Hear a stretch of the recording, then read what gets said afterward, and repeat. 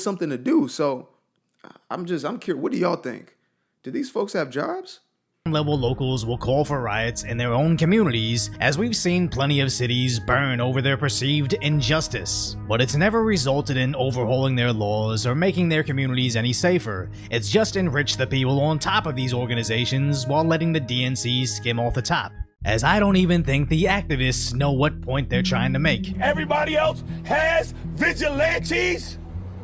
We need some black vigilantes. That's right. People want to jump up and choke us and kill us for being loud. How about we do the same? I don't know if y'all have ever seen this movie Barbershop. I'm gonna have to throw that damn clip. I hope. Can I throw that clip? Y'all gotta watch just type in Black Panthers Barbershop or Cedric the Entertainer Barbershop. There's a scene when it's like them in the barbershop back in the 60s. And the leader comes up and he's like, they gonna have guns? We gonna have our guns. He said, they gonna shoot us? They gonna get shot. Every last one of them gonna get shot. And you just see Cedric in the back like, these niggas crazy. Oh my God, there's no way. This is an episode of the Boondocks, folks. So when he describes black vigilantes, does he mean when there's a Jordan Neely threatening people in a New York City subway car? Does he specifically want a black vigilante to restrain Neely? Or does he mean when a Daniel Penny steps in, he wants a black vigilante to stop Penny, so Neely is free to attack the black woman on that subway? As that first scenario just sounds like bigotry, but at least it's not as nonsensical as that second scenario, which is sadly the point I think he's trying to make. Having their own so-called vigilantes stopping good Samaritans from protecting their community that do in fact include law-abiding black people. As their lawyer portrays the story as if Neely was innocently asking for food. Jordan came on that subway car, the first thing he asked for was food, and he was killed. And the person who killed him was not held responsible. We cannot allow this to keep happening. With Penny describing an entirely different scenario. At 2nd Avenue, a man came on, stumbled on, appeared to be on drugs. The doors closed and he ripped his jacket off and threw it at the people sitting down to my left. The 3 main threats that he repeated over and over was, I'm gonna kill you, I'm prepared to go to jail for life, and I'm willing to die. You know, this was a scary situation. And other witnesses explaining the same. The whole train was freaked out. He was either gonna like pull a gun, a knife, or like. He said, I'm willing to die. I'm willing to die. You know, I'm willing to get killed. Which just highlights the glaring issue within this movement. Had Neely simply attacked. This is something I said as soon as I kind of got caught up on the case and then heard the verdict yesterday.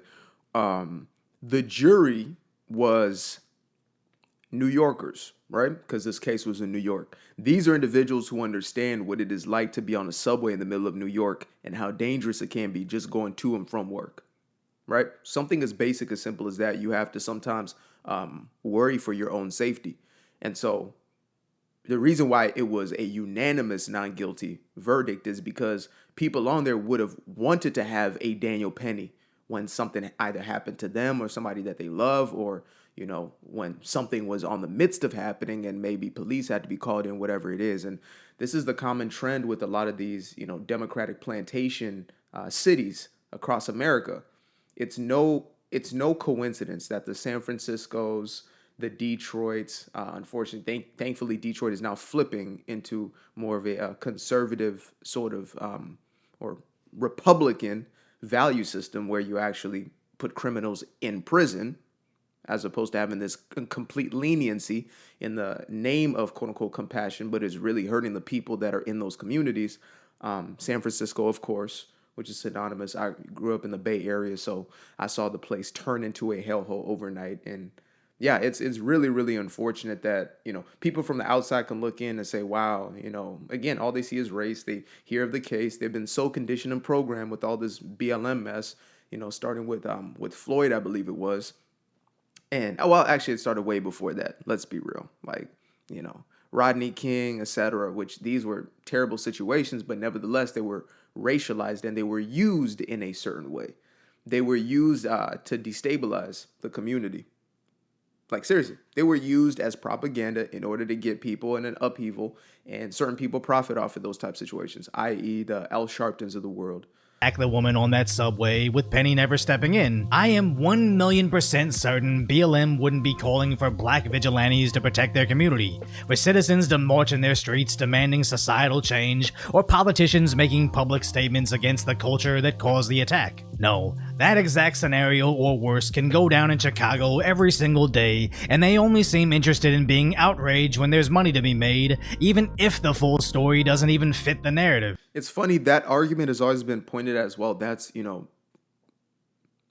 it's either belittling some of these other cases or it's racist to even bring up. Like, if he was to bring that conversation up in most left-leaning spaces, they would call him a race. I mean, they already call him a racist, right? Because he's not one of them, doesn't think like them. But if he was to bring up the case of, so what about all the kids that are, I don't know, being unalived in Chicago, in Memphis, in Baltimore, in Los Angeles, etc., by their own, these cases don't matter. And, it's oftentimes, and I think this is something he actually mentions, is that's not as profitable. You can't run an entire kind of a case on it with this race backing. And so you're not going to get the same level of exposure. A lot of these people, they use this as power plays. They use this as virtue signaling, and they use it as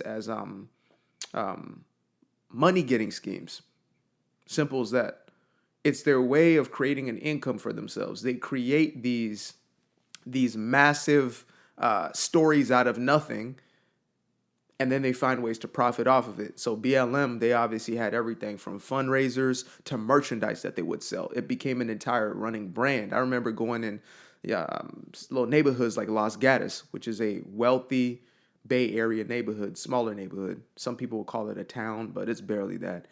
And you would see more BLM flags than you could see in a black neighborhood. And this is a predominantly white neighborhood. Who is purchasing these things? It's white guilt purchasing the story as well as what follows. As again, they conveniently leave out vital information. No one deserves to be choked to death. No one. And we're in that courtroom and people are cheering for the verdict. They made the loudest noise. The judge did nothing. But when his father spoke out, they put him out the courtroom. Is that justice? Well, the father wasn't kicked out just for being loud. He allegedly threatened the defense attorney. But what we do know is Neely's father is upset at the verdict. My son didn't have to go through this. I didn't have to go through this either. I had enough of this. The system is rigged. Which is puzzling, as others report he wasn't even in his son's life, as he ended up in foster care as a teen. And it's bad enough these grifter activists and ambulance-chasing attorneys fly in to cash out on a death, but for the only person that actually had the responsibility to keep Neely off the streets is now suddenly outraged that nobody was protecting him is actually kinda sick. But this movement has no problem pinning this all on racism. I'm the co-founder of Black Lives Matter Greater New York, and I'm a devout Christian. The only crime that Jordan Neely was guilty of was the color of his skin. Come on. But luckily for Daniel Penny, his skin was not like Jordan's, because Y'all better watch for some of these folks who use the titles. Like, they just, and I'm Christian. Like, okay. Why are you telling us? Because you're trying to set us up for something. It's almost like saying, I'm an ally or something like that, right? I'm a friend. Somebody who is genuinely somebody to be trusted doesn't have to come up to you and say, I'm a friend. You should trust me. But that's what they're essentially virtue signaling, to say, I'm somebody you should trust. Hey, black people, I'm a Christian. Hey, black people, I'm a Christian. You can trust me. I'm also BLM, which should be a title that should actually terrify and scare most people off at this point in history. But unfortunately, people are still going for the okie doke. guilty of was the color of his skin. Come on. But luckily for Daniel Penny, his skin was not like Jordan's, because you honestly wouldn't have seen our face. The NYPD would have arrested him after 3 hours. the justice system would have found him guilty. And that lady is so far detached from reality, I think even she knows it's nonsense. Daphne Yoren, not too long ago, prosecuted a man who was robbing somebody at a phone booth. The robber pushed the man down. He was old, you can see there. Pushed the man, it was an ATM, sorry. Pushed the man down, he hit his head. He later died of brain contusion. But she said, look, we should pursue this idea of restorative justice. He didn't mean to kill him.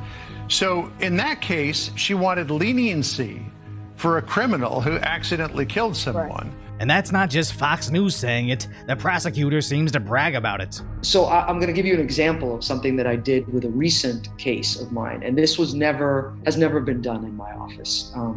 I had a murder case where the defendant did not intentionally kill the victim. He went into an ATM on the Upper West Side and tried to rob an individual.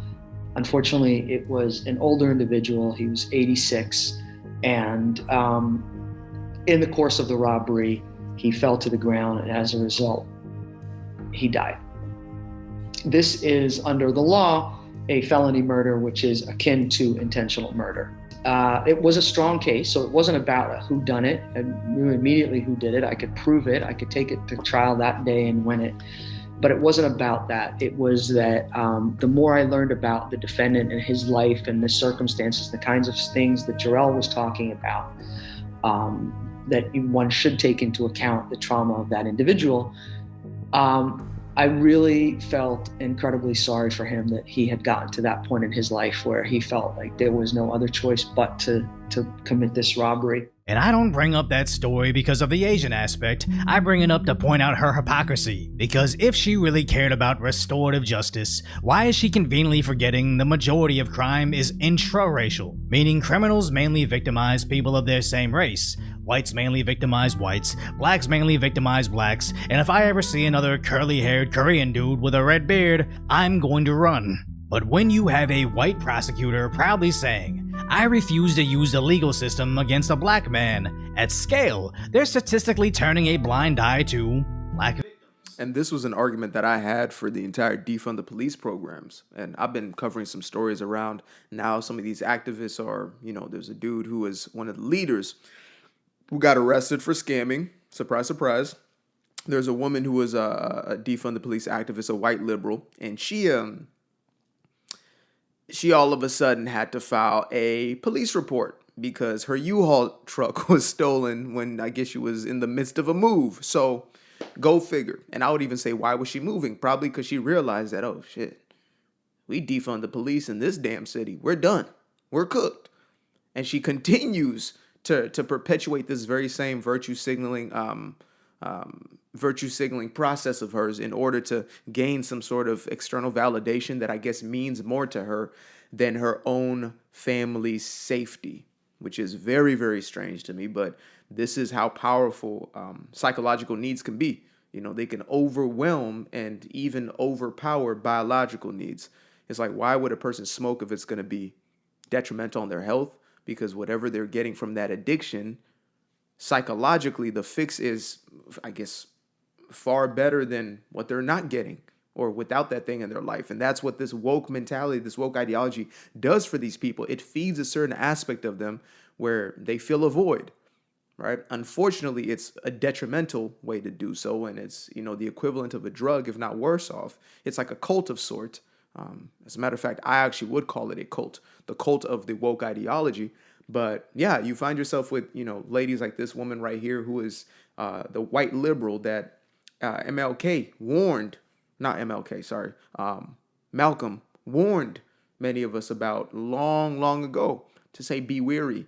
They are a wolf in sheep's clothing. They're not what they seem to be. They're using this as a ploy to get something that they want out of it. Now, though I may disagree with many of early Malcolm's teachings, that was something that I paid very close attention to, and it's manifested to be the exact reality of what we're now witnessing, where these are the same people who are allowing this to perpetuate, and the people they claim to be helping are actually suffering the most. victims, which at least to me makes that prosecutor far worse than Daniel Penny, as I haven't even seen an inkling of evidence of Penny being a racist, and if there was, I'm positive the media would be publishing that nonstop. So no matter how much these so-called activists want you to destroy your own community over a fabricated narrative, it seems like people are finally starting to realize it's a grift. As NYC saw the destruction of their city during the last race riots, defunded their police, then cried when they weren't around during emergencies. Where's the NYPD? Oh my god! Close the door! Close the door!